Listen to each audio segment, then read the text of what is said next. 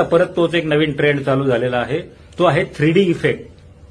पुतळ्यासारखा तुमचा फोटो पाठवला की तो 3D इफेक्टमध्ये पुतळ्यासारखा तुम्हाला करून मिळतो.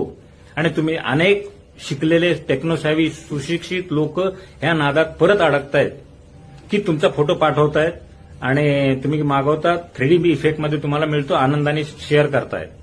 याच्यामध्ये जिबलीसारखाच धोका आहे, कारण तुमचे सगळ्या ऍक्सेस त्यांनी मागितलेले असतात, त्याच्याशिवाय तुमचा फोटो ते 3D मध्ये करून होतच नाही. तुमची गॅलरी जाते त्यांच्या ताब्यात, तुमचं अकाउंट जातोय त्यांच्या ताब्यात, ईमेल आयडी जातोय त्यांच्या ताब्यात, काही ठिकाणी मागितलं असेल परमिशन तर.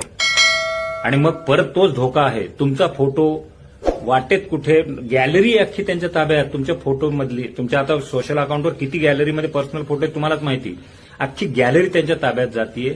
आणि तिथून जर तुमचा फोटो लीक झाला आणि भामट्याच्या हाती जर पडला तर त्याचं फोटो मॉर्फिंग करून तुम्हालाच इमोशनल ब्लॅकमेल करून लाखो रुपयाला गंडवलं जाऊ शकतं. मागेही घडलेलं आहे, आता पण घडू शकतं. नुकताच हा 1-2 दिवस झाला ट्रेंड सुरू झालाय, म्हणून मी जागा करतोय. कृपया ह्या नादी लागू नका. तुम्ही तर सावध व्हाच, तुमच्या मित्रांना हा व्हिडिओ पाठवून सावध करा.